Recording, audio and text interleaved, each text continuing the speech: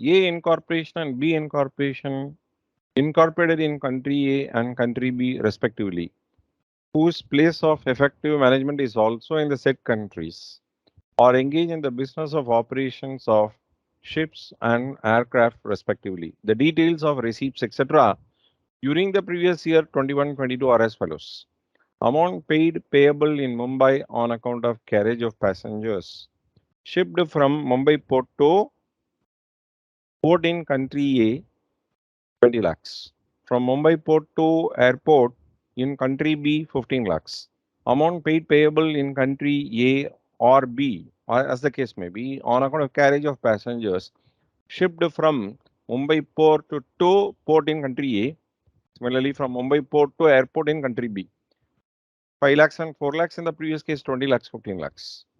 Amount received deemed to be received in country A and B on account of carriage of passengers shipped from port in country A to Mumbai port, from airport in country B to Mumbai airport, 22 lakhs and 18 lakhs. Profit pertaining to Indian operation computed as per books of account maintained by A incorporation, B incorporation after providing the deductions under Income Tax Act 2.2 and 1.2 lakhs. The profits and gains of business of A incorporation and B incorporation chargeable to tax in India under Income Tax Act 1961 for assessment year 22-23 is 2.2 lakhs and 1.2 lakhs respectively, provided the books of account are audited under 44 AB of the Income Tax Act 1961. 1.6 lakhs and 2.025 lakhs respectively, 2.4 lakhs and 1.35 lakhs respectively, 2.7 lakhs and 3.375 lakhs respectively. See, this problem squarely falls under NRI taxation, especially on to presumptive taxation. See, we understand by going through the problem that A incorporation is carrying out business of operation of ship, and it is a non-resident company only because place of effective management they have mentioned as in the respective countries, and they take the status of NR. Same is the case for B, where place of effective business is in country B and they are operating aircraft business. So this squarely falls under section 44B and 44 BBA. Now let us have a brief look at the provisions of 44B and 44 BBA. So special provision for computing the profits and gains of shipping business in case of non-resident. So where the relevant provision is this way, 44B provides that profits and gains of a non-resident engaged in the business of operation of ships are to be taken at the rate of 7.5% of the aggregate of the following amount.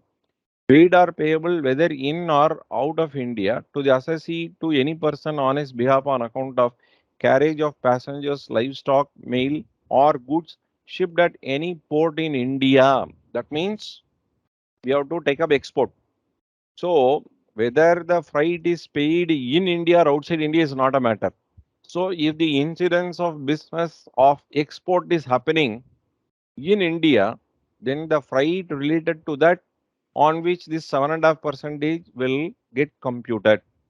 Second, received or deemed to be received in India by or on behalf of the assessee on account of carriage of passengers, livestock, mail or goods shipped at any port outside India. See, one in India, I told you that it is like an export. In the case of another alternative that you have, any port outside India, but that will be counted only when the freight is received or deemed to be received in India. So there should always be Indian connection that you expect. What is that Indian connection? See, freight wherever it is collected is no matter. When it is exported, it is an Indian income. Number two, it could be a transaction happening in any port other than India, but when freight is received or deemed to be received in India, it partakes a characteristic feature of Indian income. These two items are to be clubbed. You please look into the term as and. So you have to sum up these two.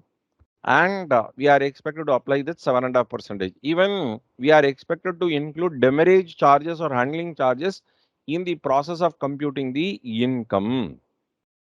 So, what is it we do have? See, where such non-resident companies, when they are carrying out this business, where they are given with this one as an provision, profits and gains of certain non-resident companies computed on the basis of certain percentage of the amount accrued or arisen and received in India.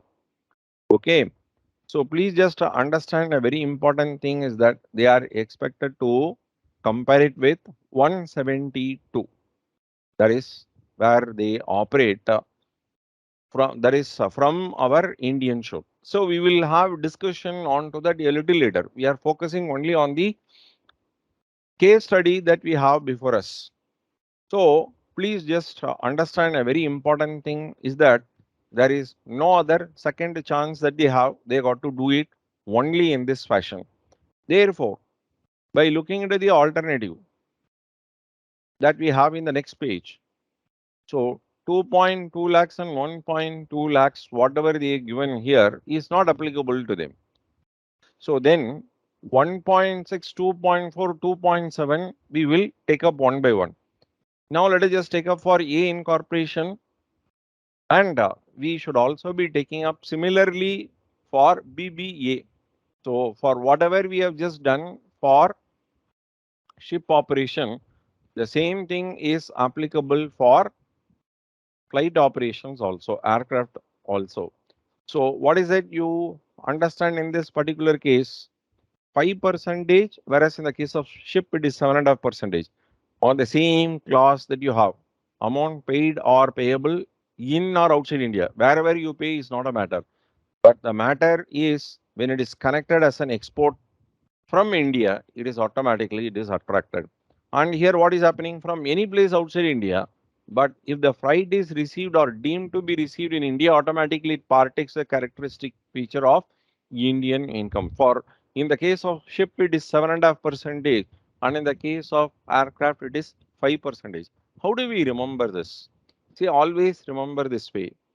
Elsewhere in the country, I do not know, but in place of Tamil Nadu, the spiritual place where they normally tell this 7.5 years of Saturn. So, Sade Sat is what they do it in other places. Remember that ship, you take it up as 7.5. So, that way you remember S stands for Saturn, that is for ship 7.5. So therefore, you can easily understand for aircraft it is 5%. So that way there should always be easy remembrance. Now let us just pick it up from the given information, amount paid or payable in Mumbai. So when it is done in Mumbai, we don't have to just look into as whether it was shipped in Mumbai or outside Mumbai. So this 20 lakhs will qualify for that 7.5% application. Next one is amount paid or payable in country A or B, where you have got to be very careful. Shipped from Mumbai, export has carried out from Mumbai. So naturally, this 5 lakhs will also be taken up as a qualifying freight on which this 7.5% is applicable. Next, amount received or deemed to be received in India. When freight is received in India, we don't have to look into as whether it was shipped in India or outside India is no matter. So that way we will take up. Next one, amount received or deemed to be received in country A and shipped from country A will not qualify at all. So therefore, 20 lakhs, 5 lakhs and 7 lakhs, all that together that comes to 32 lakhs, on which 7.5% when you take up it is 2.4. So 2.4 comes in C. So let us be very careful by taking up the similar such provision. So in all these cases, we have got to take up 5% because here they have said this is common, amount paid payable in Mumbai common. Here this outside, but from Mumbai port it got cleared. Amount received or deemed to be received in India, matter is over. Here amount received or deemed to be received outside India from a airport in country B.